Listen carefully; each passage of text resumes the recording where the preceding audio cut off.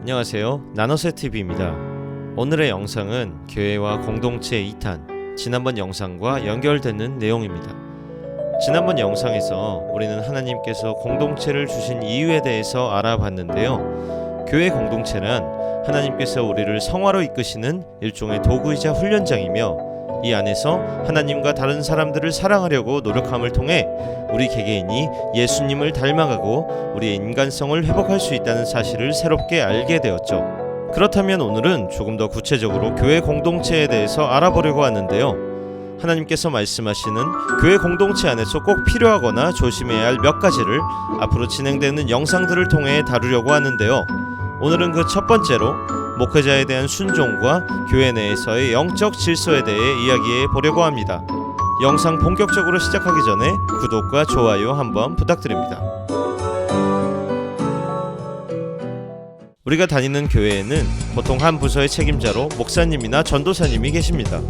목회자의 주 업무는 부서 내에서 하나님의 말씀을 전하는 것이고, 그 외에도 어떻게 하면 이 부서를 하나님 뜻대로 잘 이끌어갈 수 있을까 가장 먼저 고민하고 하나님으로부터 뜻을 받는 영적 지도자 역할입니다. 우리는 교회를 다니면서 많은 일상을 목사님과 공유하고, 때로는 깊은 이야기를 나눌 때도 있고, 아니면 같이 공동체의 업무를 분담해서 하곤 하죠. 그런데 그러다 보면 때로는 목사님이 안 이끄워 보일 때가 있습니다. 목사님이 어떤 말씀을 하셨는데 아무리 봐도 이건 아닌 것 같다거나, 여기서는 내 생각이 더 맞을 것 같고 효율적일 것 같은 느낌이 들 때, 혹은 내가 생각했던 목회자의 기준에 반대되는 듯한 말이나 행동을 우리 목사님께서 보일 때, 우리는 목회자에게 실망하거나 불만이 생겨 귀를 닫고 등을 돌리곤 합니다.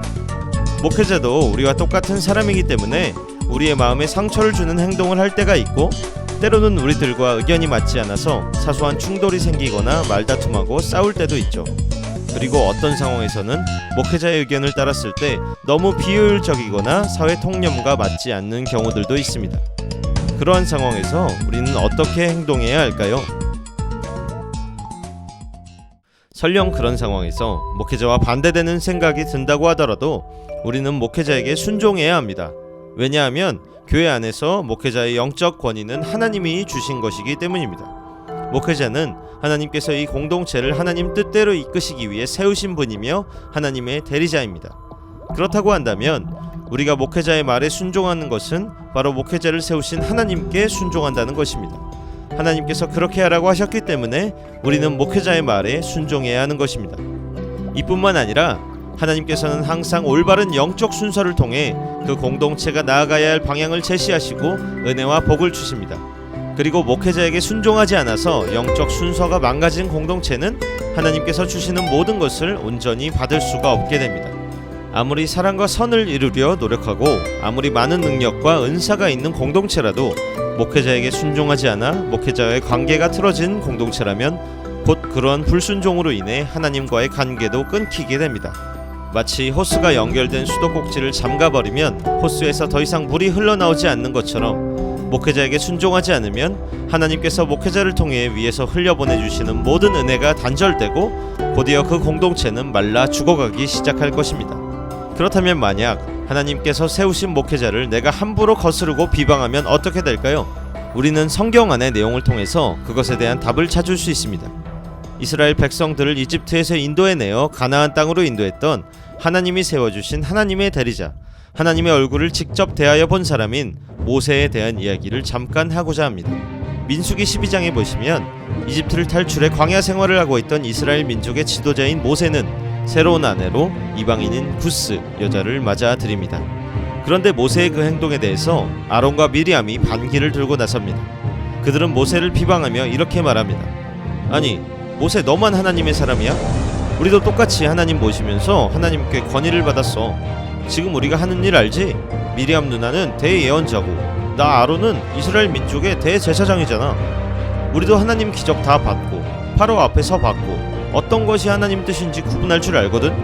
근데 지금 우리가 봤을 때 너 하는 행동 그거 잘못된 거 알지? 형으로서 누나로서 이 정도 말은 할 수 있잖아. 이 비방은 겉으로는 타당해 보입니다. 이 시대의 이스라엘 민족 내 인식으로는 이방 사람을 아내로 맞아들이는 것이 많은 사람이 보기에 좋지 않은 모습으로 보일 수가 있습니다. 까딱 잘못하면 민족 전체의 지도자인 모세가 이런 행동을 했다는 것에 대해서 많은 사람들이 실망하고 모세에게서 등을 돌릴 수도 있는 상황입니다. 더군다나 이것은 지극히 사적인 영역이고 지도자의 영적 권위에 치명적인 상처를 줄 수 있는 위험한 부분입니다. 뭔가 모세가 실수했거나 잘못된 행동을 한 것으로도 생각할 수 있는 내용이죠. 또한 아론과 미리암도 이스라엘 민족 중 모세 다음 가는 영적 지도자이자 리더입니다. 모세의 혈육이며 같이 모든 것들을 다 알고 있는 모든 생사고락을 같이 한 몇 안 되는 사람들입니다. 다른 사람들도 아니고 이 사람들이라면 충분히 이런 말을 할 수 있는 자격이 있지 않을까요? 정면으로 반역하거나 맞서겠다고 하는 것도 아니고 충고 하나 하는 정도인데 큰 문제 없지 않을까요? 그런데 여기서 하나님께서 어떻게 말씀하시는지를 보면 정말 놀랍습니다. 하나님께서는 아론과 미리암의 비방을 듣고 그 답을 주시기 위해 직접 내려오십니다. 그리고는 진노하시며 말씀하십니다. 모세는 내가 아는 사람 중 가장 온유하고 겸손하며 너희 중에 유일하게 나와 대면하여서 말할 수 있는 내가 가장 아끼고 사랑하는 종이다. 나는 그에게 직접 명령을 내려 이스라엘 민족의 지도자로 삼았다. 그런데 너희는 감히 내가 세운 나의 지도자를 비방하려 하느냐? 모세에 대한 비방은 바로 나에 대한 비방과 마찬가지이다. 모세의 권위를 내 권위같이 느끼고 두려워하며 따르도록 해라. 그리고 모세의 권위에 도전한 미리암과 아론에게 곧 징계를 내리십니다. 미리암은 문둥병에 걸려 하나님께서 다시 낫게 해주실 때까지 온몸의 살이 반이나 썩었으며 아론 역시도 본인의 죄를 자각하고 엎드려 회개합니다. 하나님께서는 이렇게까지 하셔서 모세의 영적 권위를 직접 세워주십니다.